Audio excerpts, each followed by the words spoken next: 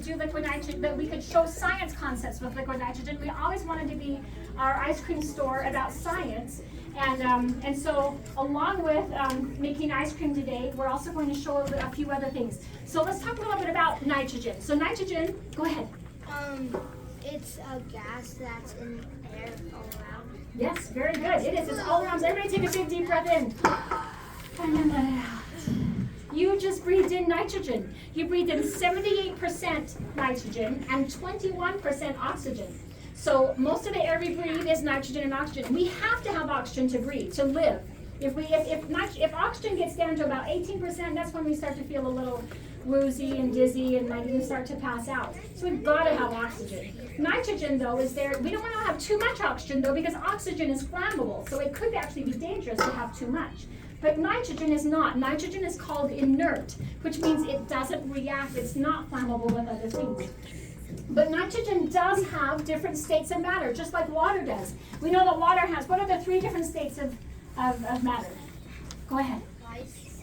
Ice, yes, ice is the solid form of water. Good job. So we have ice, and then we have water, which is what form? The liquid. And then what's the other? Gas. Gas, yeah. So we have gas. And you know there's actually water all around us? We're actually like, you feel it. In fact, because we live in Utah, there's not as much water in the air, but there still is some. Do you notice that your hands kind of get really dry in the wintertime? Yeah. Because there's not as, because all that water is frozen instead of like floating around in the air. But all of it would be, along with that gas, liquid, and solid, elements have those different states too, but they get to those states at different temperatures. Liquid nitrogen becomes a liquid. You want to do that? So somebody said there's no water in the air, but the nitrogen in here is 321 degrees below zero. Nitrogen in the air is gas. Okay, but nitrogen in here, by definition, if it's 300 degrees below zero, 321, then it's a gas. But as I shoot the nitrogen out, by the time, now, I'm going to hit you over there, the lady in the, yeah, you. So, I want you to tell me whether you feel liquid or not. Is there any liquid that hit you? No. So all the fog that comes out is the air, the water in the air recondensing into a fog. But it's evaporated by the time it gets to you. So the nitrogen's evaporated, so it's so cold that as it comes out, it heats up through the air from here to you and turns back into a gas. So here, and that's kind of why it was good that he could hit her. He knew that by the time it got to her, it would evaporate. Here, you might have felt the liquid, except that it was above you. So, did you? Or do you have a question? Okay, what we're going to do is to see that also, once he gets our face up really back on. So this actually makes it so that it will come out just as a liquid. You can kind of see the shower, see the liquid coming out, but you also see all of this fog. Back up, guys. Back up, guys. Water in the air just getting cold. Sit down, So please. it's really not the nitrogen, it's just Nope, the nope, water cooling down. No. Sit down, please. No, sweetheart. Sit down, please. Okay, can you see the liquid nitrogen? You see it kind of boiling? Did you see how it was boiling and now it's not boiling as much? That's because it cooled the bottle down in the area, so now it's not evaporating. Because when it boils, that's its evaporation point, that's its boiling point, its evaporation point. If it cooled this area down, it's not evaporating as fast. It still is evaporating, and we'll see that. I'm going to put a little bit more in. I really like to think about it. If you think about when you boil water on a stove, and if you keep on boiling it, it eventually evaporates to a gas. Boiling point is the point where it's going to change to the next stage. Okay, we're going to put it right in here, though. And that's the liquid nitrogen evaporating to a gas, but it's cooling all of the water in the air down. And then it froze all the water froze around it, so now it's just stuck to it. Okay, I'm going to do that again, but I'm going to do it with bubbles. We're going to use a measuring device with this cup that has a hole in it because I punched out the bottom. And then we're going to put it in here and capture the liquid nitrogen gas as it evaporates. But as it's moving up, though, because it had a bubble solution, then it's making the bubbles.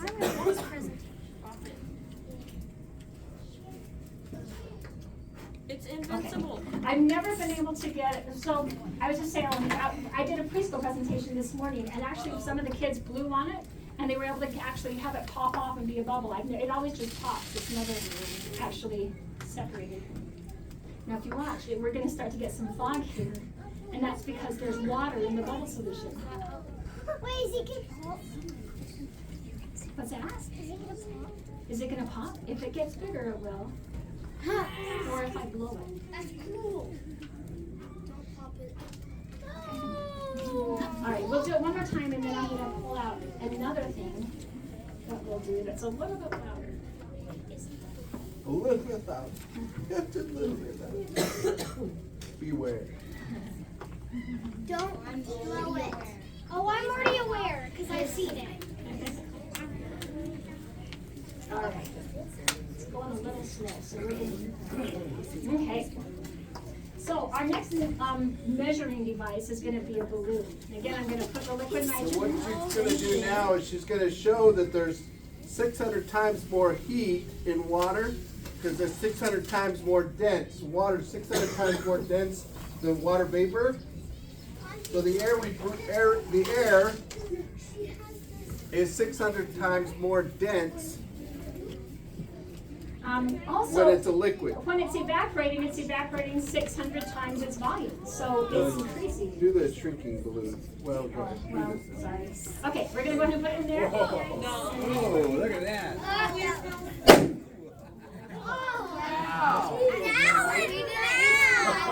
Yeah, this one didn't get as big when we got here.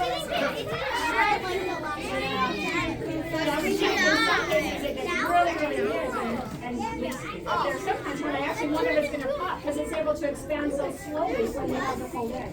All right, we'll do one more and then I think we're probably ready for ice cream. We're taking the balloon that I'm going to need to blow this now. It's gonna pop! So what we're actually going to do is to lower the temperature. When you lower the temperature, the pressure and the volume lower or decrease as well. I need to see it.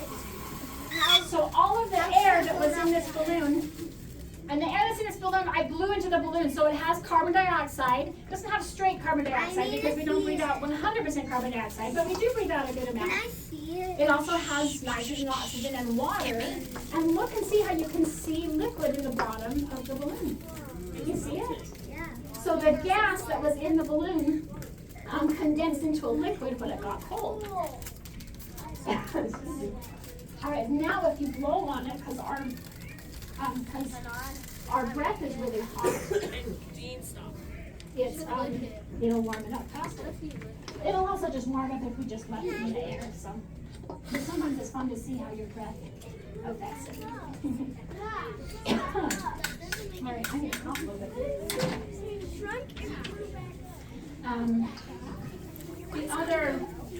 The other concept with this one, there's a set number of molecules in this balloon, and they can't get out. They don't go anywhere, but they take up a lot less space when they get cold. And they actually stop moving as much because molecules are always moving. They're moving and they're hitting each other and they're taking up space. When they get cold, they don't move as much. They actually start slowing down. And so they don't take up as much space. It's kind of the same way where if you all of a sudden were up and running around and doing jumping jacks, you'd take up a lot more space, right? And you'd also heat up a lot more. Heat the place up more. It's the same way with molecules. When they're warmer, they're taking up a lot more space, they're taking up a lot more room. There's a lot more volume.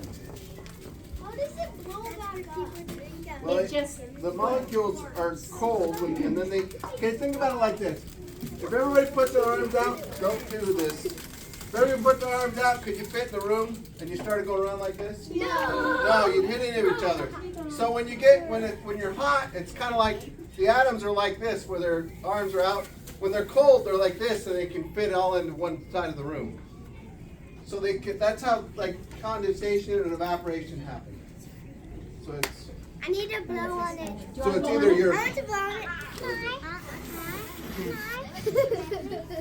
Timmy, that's okay. Now, there's also that concept where if you decrease temperature, volume and pressure decrease. If you increase temperature, pressure and volume increase. So if we actually continue to add heat to this balloon, eventually it would pop. But it would pop because the pressure and the volume exceeded the ability for the balloon to hold it, not because the heat made the balloon pop. It's because it increased temperature, and the increased temperature increased the volume and increased the pressure. Anybody notice how muggy it gets inside here, inside the room with all these people? And that's because the humidity's gone up because everybody's breathing. Remember how we breathe out water? That's how much water we breathe out. So everybody breathing, if you don't want it to get muggy in here, stop breathing. Yeah.